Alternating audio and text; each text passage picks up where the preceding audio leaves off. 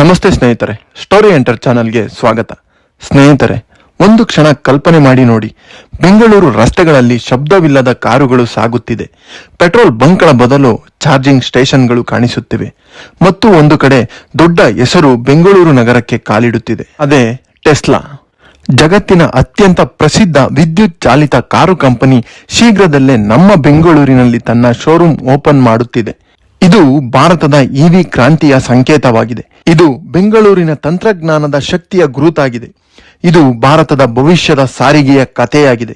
ಈ ಕತೆ ಎಲನ್ ಮಸ್ಕ್ನ ಕನಸಿನಿಂದ ಆರಂಭವಾಗಿ ಇಂದು ಬೆಂಗಳೂರು ತಲುಪಿದೆ.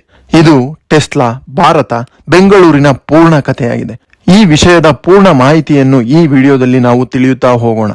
ಸ್ನೇಹಿತರೆ, ಅದಕ್ಕೂ ಮೊದಲು ನೀವಿನ್ನು ಸ್ಟೋರಿ ಎಂಟರ್ ಯೂಟ್ಯೂಬ್ ಚಾನಲ್ಗೆ ಸಬ್ಸ್ಕ್ರೈಬ್ ಆಗಿಲ್ಲ ಎಂದರೆ ಈಗಲೇ ಸಬ್ಸ್ಕ್ರೈಬ್ ಆಗಿ ಮತ್ತು ಬೆಲ್ ಐಕಾನ್ ಅನ್ನು ಒತ್ತಿ.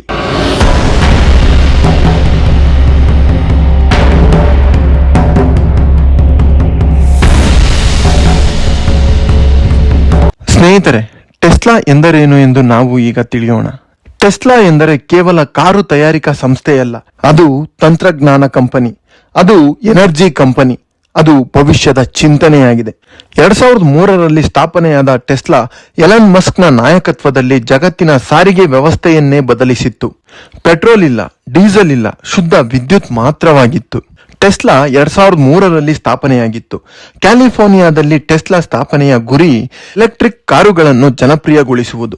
2008ರಲ್ಲಿ ಟೆಸ್ಲಾದ ಮೊದಲ ಕಾರು ಬಿಡುಗಡೆಯಾಗಿತ್ತು. ಅದು ಟೆಸ್ಲಾ ರೋಡ್ಸ್ಟರ್.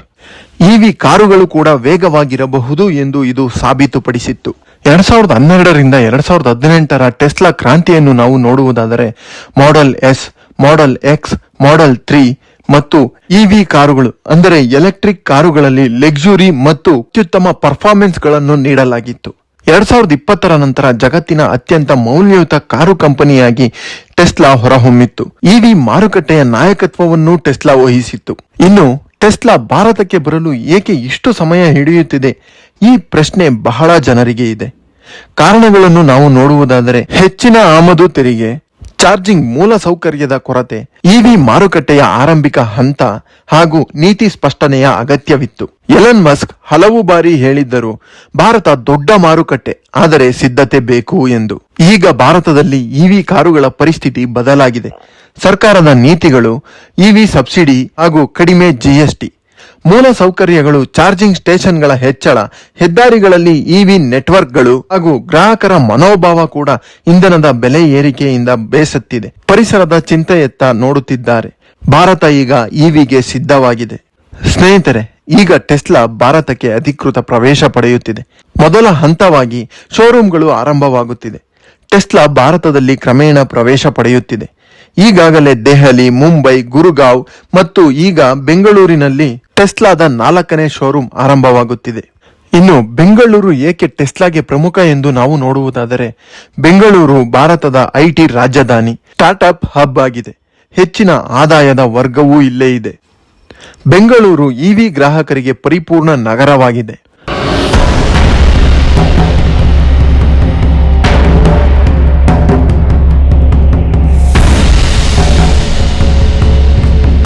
ಬೆಂಗಳೂರಿನಲ್ಲಿ ಶೋರೂಮ್ ತೆರೆಯುವ ಬಗ್ಗೆ ಸಾಮಾಜಿಕ ಜಾಲತಾಣವಾದ ಟ್ವಿಟರ್ನಲ್ಲಿ ಟೆಸ್ಲಾ ಬರೆದುಕೊಂಡಿದೆ, soon I will see you Bengaluru ಎಂದು. ಈ ಒಂದು ಸಾಲು ಇವಿ ಪ್ರಿಯರಲ್ಲಿ ಸಂಚಲನ ಮೂಡಿಸಿತ್ತು. ಇನ್ನು ಟೆಸ್ಲಾ ಶೋರೂಮ್ಗಳಲ್ಲಿ ನಾವು ಯಾವ ಮಾಡೆಲ್ ಕಾರುಗಳನ್ನು ನಾವು ನೋಡಬಹುದು ಎಂದರೆ ಮಾಡೆಲ್ 3, ಮಾಡೆಲ್ ವೈ, ಮುಂದಿನ ಹಂತದಲ್ಲಿ ಮಾಡೆಲ್ ಎಸ್ ಹಾಗೂ ಮಾಡೆಲ್ ಎಕ್ಸ್ ಗಳನ್ನು ನಾವು ಕಾಣಬಹುದಾಗಿದೆ. ಆರಂಭದಲ್ಲಿ ಟೆಸ್ಲಾ ಕಾರುಗಳನ್ನು ಇಂಪೋರ್ಟ್ ಮಾಡಿಸಲಾಗುತ್ತದೆ. ಮುಂದಿನ ದಿನಗಳಲ್ಲಿ ಭಾರತದಲ್ಲೇ ಉತ್ಪಾದನೆಯ ಸಾಧ್ಯತೆ ಹೆಚ್ಚು ಇದೆ. ಇನ್ನು ಚಾರ್ಜಿಂಗ್ ಮೂಲ ಸೌಕರ್ಯದಲ್ಲಿ ಟೆಸ್ಲಾದ ದೊಡ್ಡ ಹೆಜ್ಜೆಯನ್ನು ನಾವು ನೋಡುವುದಾದರೆ 2025ರ ಡಿಸೆಂಬರ್ನಲ್ಲಿ ಟೆಸ್ಲಾ ತನ್ನ ಮೊದಲ ಚಾರ್ಜಿಂಗ್ ಸ್ಟೇಷನ್ ಅನ್ನು DLF ಹಾರಿಜಾನ್ ಸೆಂಟರ್ ಗುರ್ಗಾಂವ್ನಲ್ಲಿ ಆರಂಭಿಸಿದೆ. ಮೊದಲ ಚಾರ್ಜಿಂಗ್ ಸ್ಟೇಷನ್ ಅನ್ನು ಆರಂಭಿಸಿ ಟೆಸ್ಲಾ ಹೇಳಿಕೆ ನೀಡಿತು, ಭಾರತದಲ್ಲಿ ಚಾರ್ಜಿಂಗ್ ಮೂಲ ಸೌಕರ್ಯವನ್ನು ಬಲಪಡಿಸುವುದು ನಮ್ಮ ಬದ್ಧತೆ ಎಂದು. ಇನ್ನು ಭಾರತದಲ್ಲಿ ಚಾರ್ಜಿಂಗ್ ನೆಟ್ವರ್ಕ್ಗಳು ಹೆಚ್ಚಾದಂತೆ ಸುಗಮ ಸಂಚಾರ, ರೇಂಜ್ ಭಯ ಕಡಿಮೆ ಇರುತ್ತದೆ. ಇವಿಯನ್ನು ಜನ ಅಳವಡಿಸಿಕೊಳ್ಳುವುದಕ್ಕೆ ವೇಗ ಹೆಚ್ಚಿಸಿದಂತಾಗುತ್ತದೆ. ಭಾರತದಲ್ಲಿ ಟೆಸ್ಲಾಗೆ ಸ್ಪರ್ಧೆ ಕೂಡ ಹೆಚ್ಚೇ ಇದೆ. ಟಾಟಾ, ಮಹೀಂದ್ರ, BYD, ಹುಂಡೈ ಯಂತಹ ಕಂಪನಿಗಳು ತನ್ನ ಇವಿ ಮಾಡೆಲ್ಗಳನ್ನು ಈಗಾಗಲೇ ಜನರಿಗೆ ಪರಿಚಯಿಸಿದೆ. ಟೆಸ್ಲಾ ಭಾರತಕ್ಕೆ ಬರುವುದರಿಂದ ಉದ್ಯೋಗಾವಕಾಶಗಳು ಹೆಚ್ಚುತ್ತದೆ. ಶೋರೂಮ್ಗಳು ಹಾಗೂ ಸರ್ವಿಸ್ ಸೆಂಟರ್ಗಳಲ್ಲಿ ಉದ್ಯೋಗಾವಕಾಶ ಹೆಚ್ಚುತ್ತದೆ. ಚಾರ್ಜಿಂಗ್ ಮೂಲಸೌಕರ್ಯಗಳು ಹಾಗೂ ಸ್ಟಾರ್ಟ್ಅಪ್ ಅವಕಾಶಗಳಿಂದ ಭಾರತದ ಆರ್ಥಿಕತೆಗೂ ಕೊಡುಗೆ ನೀಡುತ್ತದೆ. ಇನ್ನು ಭವಿಷ್ಯದಲ್ಲಿ ಟೆಸ್ಲಾ ಭಾರತದಲ್ಲೇ ಅಸೆಂಬ್ಲಿ ಯೂನಿಟ್, ಬ್ಯಾಟರಿ ಪ್ಲಾಂಟ್ ಹಾಗೂ ಇವಿ ಭಾಗಗಳ ಉತ್ಪಾದನೆಯನ್ನು ಭಾರತದಲ್ಲಿ ಮಾಡುವ ಸಾಧ್ಯತೆ ಇದೆ. ಇದರಿಂದ ಮೇಕ್ ಇನ್ ಇಂಡಿಯಾಗೂ ಚಾಲನೆ ಸಿಕ್ಕಂತಾಗುತ್ತದೆ. ಇನ್ನು ಟೆಸ್ಲಾ ಆಗಮನದಿಂದ ಭಾರತದ ಗ್ರಾಹಕರಿಗೆ ಏನು ಲಾಭ ಎಂದು ನಾವು ನೋಡುವುದಾದರೆ, ಇಂಧನದ ವೆಚ್ಚ ಕಡಿಮೆ, ಮೇಂಟೆನೆನ್ಸ್ ಕಡಿಮೆ, ಪರಿಸರ ಸ್ನೇಹಿ ಹಾಗೂ ಹೈಟೆಕ್ ಅನುಭವವನ್ನು ನೀಡುತ್ತದೆ. ಭಾರತದಲ್ಲಿ ಟೆಸ್ಲಾಗೆ ಸವಾಲುಗಳು ಕೂಡ ಇದೆ. ಬೆಲೆ, ಆಮದು ತೆರಿಗೆ, ಚಾರ್ಜಿಂಗ್ ನ ವೇಗ, ರಸ್ತೆಗಳ ಪರಿಸ್ಥಿತಿ ಹಾಗೂ ಬೇರೆ ಕಾರು ಕಂಪನಿಗಳ ಇವಿ ಕಾಂಪಿಟೇಷನ್ಗಳು. ಟೆಸ್ಲಾ ಶೋರೂಮ್ಗಳು ಕೇವಲ ಭಾರತದಲ್ಲಿ ಕಾರು ಮಾರಾಟ ಅಲ್ಲ, ಅದು ಭಾರತದ ಇವಿಯ ಆತ್ಮವಿಶ್ವಾಸ, ಬೆಂಗಳೂರು ಟೆಕ್ನ ಗುರುತು, ಭವಿಷ್ಯದ ಸಾರಿಗೆಯ ಕನಸು. ಸ್ನೇಹಿತರೆ, ಮುಂದಿನ ದಿನಗಳಲ್ಲಿ ಬೆಂಗಳೂರಿನ ರಸ್ತೆಗಳಲ್ಲೂ ಕೂಡ ನಾವು ಟೆಸ್ಲಾವನ್ನು ನೋಡಬಹುದು. ನಾವು ಮುಂದಿನ ದಿನಗಳಲ್ಲಿ ಕಾದು ನೋಡಬೇಕಾಗಿದೆ. ಟೆಸ್ಲಾ ಭಾರತೀಯರ ಮನಸ್ಸುಗಳನ್ನು ಗೆಲ್ಲುತ್ತದೆಯೇ ಅಥವಾ ಇಲ್ಲವೇ ಎಂದು. ಸ್ನೇಹಿತರೆ, ಈ ವಿಷಯದ ಬಗ್ಗೆ ನಿಮ್ಮ ಅನಿಸಿಕೆ, ಅಭಿಪ್ರಾಯಗಳನ್ನು ಕೆಳಗೆ ಕಮೆಂಟ್ ಬಾಕ್ಸ್ ನಲ್ಲಿ ತಿಳಿಸಿ. ಮಾಹಿತಿ ಇಷ್ಟವಾದರೆ ವಿಡಿಯೋವನ್ನು ಲೈಕ್ ಮಾಡಿ, ಚಾನಲ್ಗೆ ಸಬ್ಸ್ಕ್ರೈಬ್ ಮಾಡಿ. ಮತ್ತೊಂದು ಮಾಹಿತಿ ತುಂಬಿದ ವಿಡಿಯೋದೊಂದಿಗೆ ನಿಮ್ಮನ್ನು ಭೇಟಿ ಮಾಡುತ್ತೇನೆ. ಧನ್ಯವಾದಗಳು.